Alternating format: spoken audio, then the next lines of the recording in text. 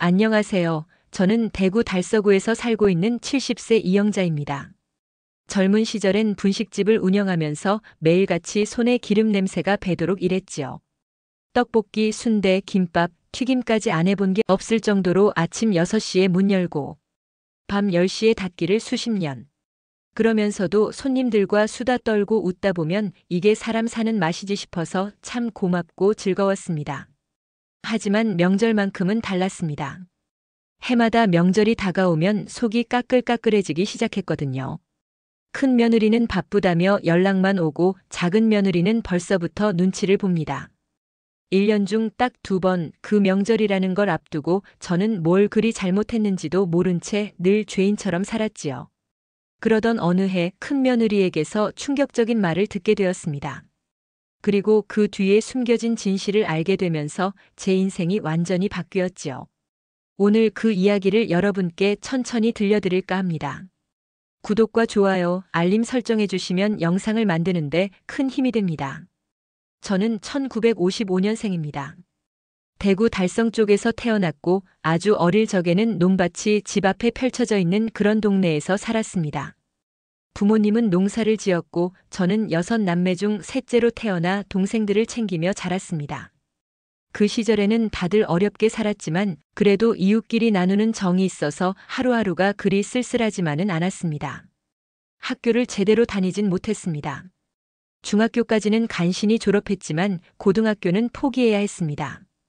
아버지가 병원으로 오래 누우셨고 어머니 혼자서는 감당이 안 되니 자연스레 제가 살림을 거들게 됐습니다.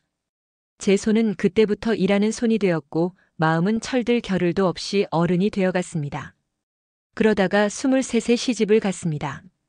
남편은 시내 전자부품 공장에서 일했고 저는 전업주부가 됐습니다. 아이 둘을 낳고부터는 더 정신없이 살았습니다.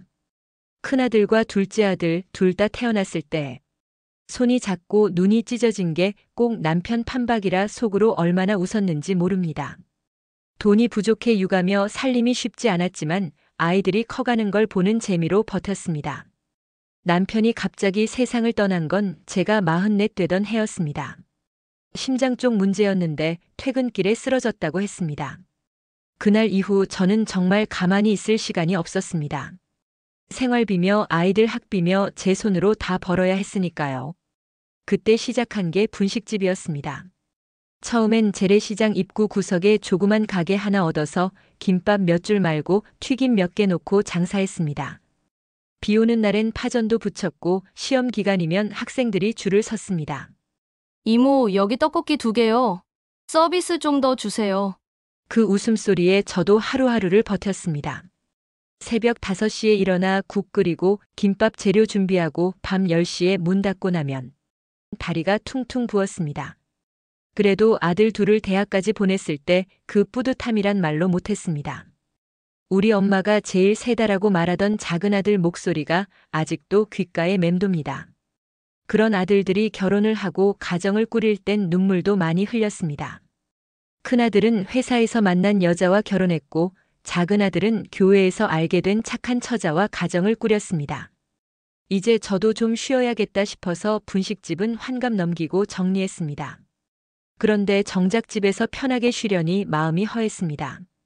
그 무렵부터 명절이 점점 부담스러워졌습니다. 어릴 땐 설렘이던 명절이 이제는 몸도 마음도 무거운 날이 되어버렸습니다. 작은 며느리는 항상 손 빠르고 싹싹해서 마음이 놓였지만 큰 며느리는 점점 거리감을 두기 시작했습니다. 저는 뭘 그렇게 잘못했을까 늘 그런 생각을 하게 됐습니다. 제가 분식집을 오래 하면서 손맛이 강해져서 그게 부담이었을까? 아니면 말투가 툭툭 튀어서 서운했을까? 명절이 오기 전부터 걱정이 앞섰고 마음이 늘 조마조마했습니다. 첫 번째 이상한 신호는 3년 전 추석이었습니다. 큰 며느리가 못 온다고 했을 때 저는 이해했습니다. 회사 일정이 빡빡하다고 하더라고요. 그럴 수 있지, 바쁠 수도 있지라고 스스로를 다독였습니다. 그런데 우연히 SNS를 보게 됐습니다. 큰 며느리가 와인잔을 들고 웃고 있는 사진을 올렸더군요.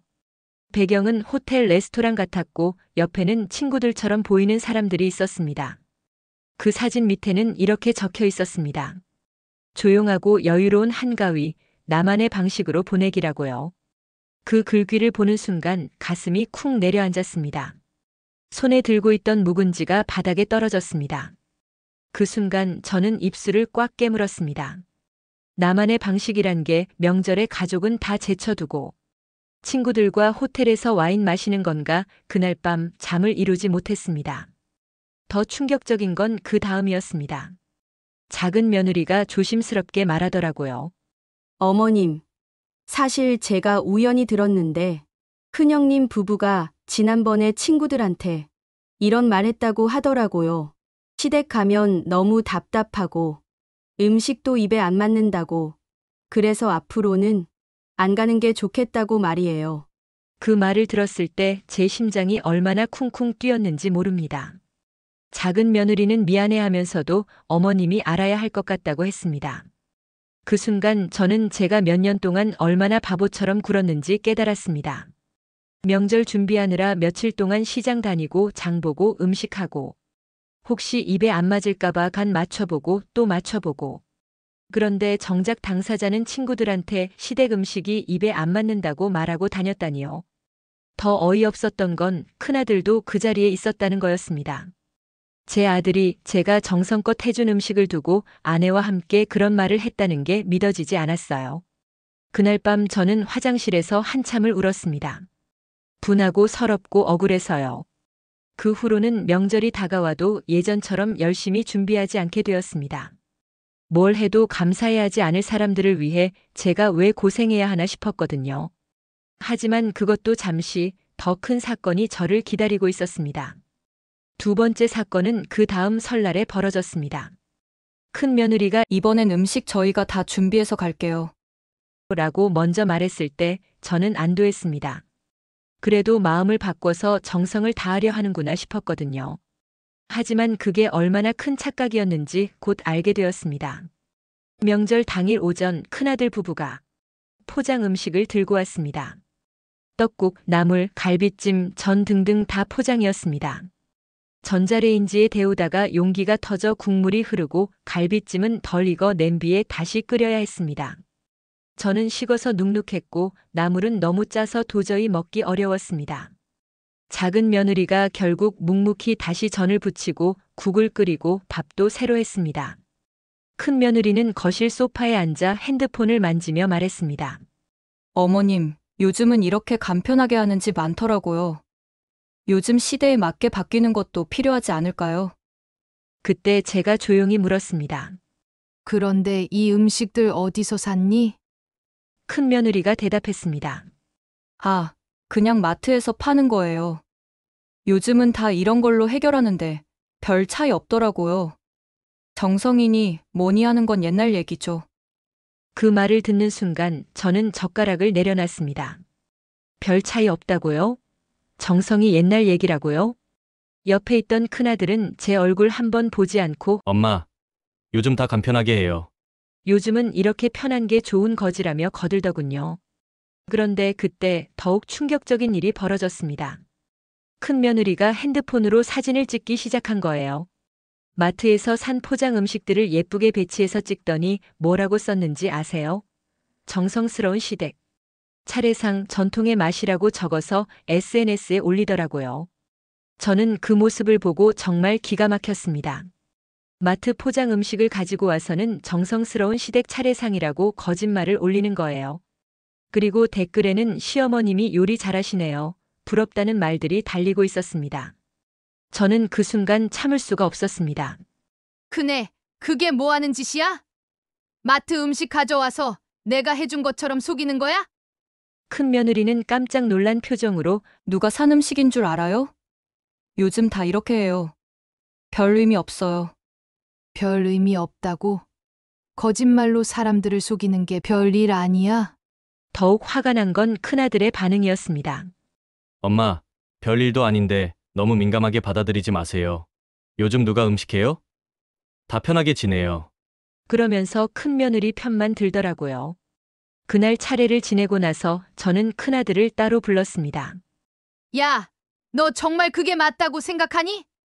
내 아내가 거짓말하는 것도 괜찮고 내가 해준 음식 뒷담화하는 것도 괜찮다고 생각하니? 큰아들은 잠깐 당황하는 기색을 보였습니다. 엄마 그게 무슨 말이에요? 저는 작은 며느리가 들려준 얘기를 그대로 말해줬습니다. 내 아내가 친구들한테 시댁 음식이 입에 안 맞는다고 말하면서 시댁 뒷담화했다던데. 그리고 너도 그 자리에 함께 있었다던데. 너가 어찌 이럴 수 있어? 그 순간 큰아들 얼굴이 새파랗게 변했습니다. 엄마, 그건 그냥 자리 분위기 맞추느라 맞장구 친 거야. 저는 그 말에 충격을 받았습니다. 아들이라는 놈이 분위기상이라니요. 야, 너희들이 그렇게 생각한다면 앞으로 오지 마. 오기 싫은데 분위기 맞추느라 억지로 올 필요 없다. 그렇게 말하고 방으로 들어가는데 뒤에서 큰 며느리와 큰아들이 수군거리는 소리가 들렸습니다. 어머니 갑자기 왜 저러시는 거야? 친구끼리 시댁 욕하고 그럴 수 있는 거지 별것도 아닌 걸로 스트레스 주고 그러시는 건데. 그 말들을 들으면서 저는 정말 분노가 치밀어 올랐습니다. 수십 년간 고생해서 키운 아들이 며느리와 함께 저를 비웃고 있는 듯한 그들의 대화가 이해되지 않았습니다. 그래요. 친구들이랑 시댁 이야기 할 수도 있죠. 그렇다고 시어머니 들으라는 식으로 말하는 건 아니지 않나요? 하지만 진짜 결정타는 따로 있었습니다. 작년 추석 제 인생에서 가장 치욕적인 날이었죠. 그날은 큰아들 내가 온다고 해서 저는 아이들 먹일 생각으로 정성껏 준비했습니다. 소고기도 넉넉히 사고 손자 손녀 좋아할 과일이며 간식도 준비했습니다. 그런데 당일 아침 큰 며느리에게서 전화도 아닌 달랑 문자가 왔습니다. 죄송해요, 어머니. 저희 출발하려다 급한 일이 생겼어요. 다음에 찾아뵐게요. 그 문장을 읽고 가만히 있던 제 손이 덜덜 떨렸습니다. 하지만 그게 끝이 아니었어요. 점심때쯤 제 친구한테서 전화가 왔습니다. 영자야, 너 큰며느리 지금 어디 있니? 왜? 우리 큰 며느리를 찾아? 방금 백화점에서 내 큰며느리 본 것 같아서? 내가 잘못 본 건가? 그 순간 정말 하늘이 무너지는 줄 알았습니다. 급한 일이 생겼다고 거짓말하고는 가족끼리 백화점에서 쇼핑을 하고 있었던 거예요. 저는 그 자리에서 친구에게 부탁했습니다. 사진 좀 찍어서 보내줄래? 친구가 보내준 사진을 보니 정말 맞았습니다. 큰아들과 큰며느리, 손자, 손녀까지 모두 행복한 얼굴로 백화점 푸드코트에서 식사하고 있었어요. 급한 일은 무슨 그냥 명절에 집에 오기 싫어서 거짓말한 거였습니다. 저는 그 사진을 보고 정말 울분이 터졌습니다. 그래요. 못 올 수도 있어요. 근데 왜 거짓말을 하나요? 그날 작은 며느리와 함께 차례를 지내고 나서 저는 결심했습니다. 더 이상 이런 모욕을 당하면서 살 수는 없다. 그날 밤 저는 큰아들에게 전화를 걸었습니다. 야, 너 지금 어디 있니? 급한 일 때문에 못 왔다며? 큰아들이 당황하며 대답했습니다. 엄마, 그게 정말 급한 일이. 저는 친구가 보내준 사진을 바로 전송했습니다. 이게 급한 일이니? 백화점에서 쇼핑하는 게 급한 일인 줄 몰랐네. 큰아들은 할 말을 잃었습니다. 그때 저는 단호하게 말했습니다. 오늘부로 더 이상 연락하지 마. 명절에도 오지 말고 가식적인 안부 전화도 하지 마. 나한테는 이제 아들이 하나뿐이다. 너는 오늘부터 남이다. 아내 치마폭에서 잘 살아라. 그렇게 말하고 전화를 끊었습니다. 그리고 그날부터 저는 새로운 인생을 살기로 했습니다. 더 이상 자식들을 기다리는 명절을 보내지 않기로 결심하니 오히려 속이 시원했습니다. 하지만 진짜 변화는 그 다음부터 시작되었습니다. 큰아들과 연락을 끊고 난 후 저는 예상하지 못한 일들을 겪게 되었습니다. 먼저 작은 며느리가 저에게 충격적인 사실을 하나 더 알려줬어요. 어머님, 사실 제가 말씀드리지 못한 게 하나 더 있어요. 큰형님 부부가 지난번에 친구 모임에서 한 말인데요. 작은 며느리는 조심스럽게 말을 이어갔습니다. 어머님이 분식집 출신이라 손맛이 촌스럽고 학력도 낮아서 대화가 안 통한다고 친구들이 우연히 들었다고 제게 말해주는데 너무 부끄럽고 창피해서 말씀드려야 할지 말지 고민했어요. 그 말을 들었을 때 저는 오히려 웃음이 나왔습니다. 아, 그렇구나. 내가 분식집 출신이라 부끄러웠구나. 내가 학력이 낮아서 격이 안 맞았구나. 그동안 제가 왜 자꾸 위축되고 눈치를 봤는지 이제야 이해가 됐어요. 하지만 동시에 분노도 치밀어 올랐습니다. 그 분식집 덕분에 큰아들이 대학까지 갔는데 그 사실은 쏙 빼고 분식집 출신이라고 비하한 거였어요. 저는 그날 정말 화가 나서 큰아들에게 다시 전화를 걸었습니다. 야, 내 아내가 나를 분식집 출신이라고 창피한다며? 학력이 낮아서 대화가 안 통한다고?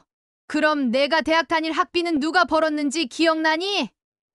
큰아들은 또 할 말을 잃었습니다.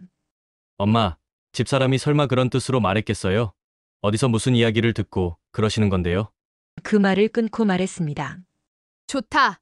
너희는 창피한 시댁이랑 끊고 살면 된다. 너희들 인생에서 내가 빠져주마. 그렇게 말하고 전화를 끊었습니다. 신기하게도 그날 이후로 마음이 너무 홀가분해졌습니다. 첫 번째로 한 일은 예전에 하고 싶었지만 못했던 것들을 하는 거였습니다.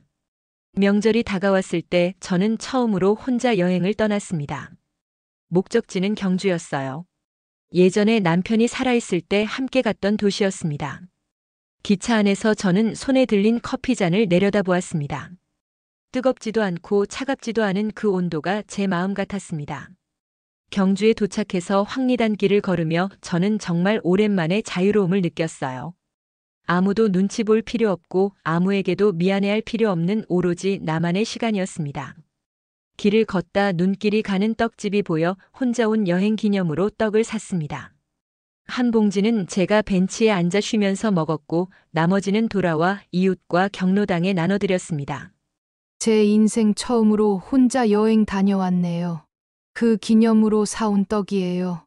그 말을 하며 웃는데 오히려 제게 복 받으세요라고 하셨습니다. 그런데 여행에서 돌아온 다음 날 예상하지 못한 일이 벌어졌습니다. 큰아들이 집 앞에 와서 기다리고 있는 거예요. 엄마, 얘기 좀 해요. 저는 그냥 지나가려 했는데 큰아들이 무릎을 꿇더라고요. 엄마, 저희가 잘못했어요.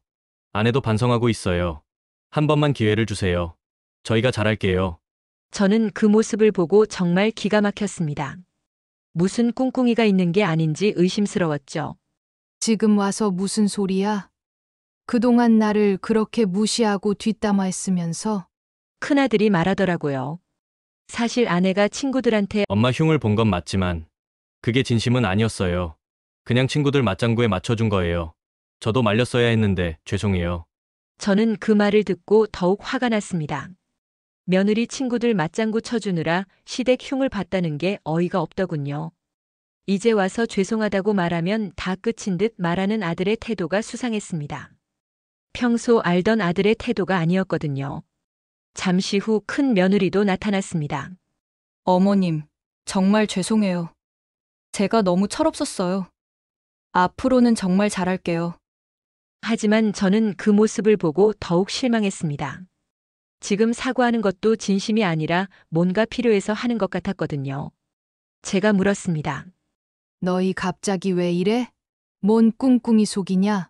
큰아들이 머뭇거리더니 말했습니다. 아이들 학원비가 너무 비싸서 용돈 좀 부탁드리려고. 그리고 전세 만료가 다가오는데 보증금이 부족해서. 아, 너희들 돈 때문에 나 찾아온 거구나. 저는 그 순간 정말 허탈했습니다. 진심으로 반성해서 온 게 아니라 경제적으로 어려워서 온 거였어요. 그리고 더 가관인 건 큰 며느리가 한 말이었습니다. 어머님, 죄송한데 저 용서해 주세요. 제가 한 행동 어디 가서 말하지도 마시고요. 2번 다시 그런 일 없을 거예요. 큰 며느리는 체면이 중요한 사람이라 자기 이미지 깎이는 걸 싫어하죠. 저는 그 말에 정말 기가 막혔습니다. 저는 단호하게 말했습니다. 됐다. 너희들 진심이 뭔지 이제 확실히 알겠어. 돈이 필요하면 알아서 해. 나는 너희들 ATM기가 아니야. 그리고 마지막으로 이렇게 말했습니다. 앞으로 내 앞에 나타나지 마. 너희들에게 나는 분식집 출신, 학력 낮은 촌스러운 사람이니까 아예 없는 사람 취급해. 그게 서로에게 좋을 거야. 큰아들과 큰 며느리는 그렇게 돌아갔고 저는 그 후로 정말 홀가분해졌습니다. 그 후 몇 달이 지나서 큰아들 부부는 투자한 게 잘못되어 경제적으로 어려졌다고 작은아들에게 들었어요. 신용에 문제가 생겨 대출도 어려워졌고 결국 아이들 학원비도 못 내서 학원을 그만두게 했다고 하더군요. 그리고 큰 며느리는 친구들 사이에서도 소문이 났다고 합니다. 시어머니를 그렇게 무시하더니 결국 연락까지 끊겼다고 며느리로서 실격이라는 얘기가 돌았다고 해요. 저는 그 얘기를 들으면서도 전혀 동정심이 들지 않았습니다. 자업자득이죠. 사람을 그렇게 함부로 대하면 언젠가는 대가를 치르게 되어 있어요. 지금 저는 명절이 다가와도 예전처럼 불안하거나 긴장하지 않습니다.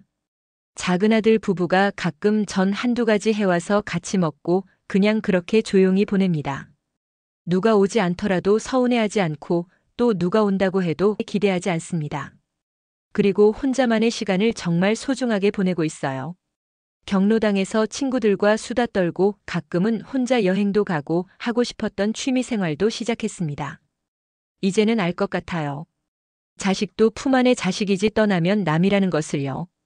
가족이란 건 무조건 함께 해야 하는 관계가 아니라 기꺼이 마음을 내어줄 수 있는 사람이 곁에 있는 관계라는 걸요. 억지로 붙잡고 있을 필요도 없고 상처받으면서까지 참을 필요도 없어요. 저처럼 명절이 외롭고 고단하게 느껴지는 분들께 말씀드리고 싶습니다. 눈치 보며 명절을 견디지 마세요.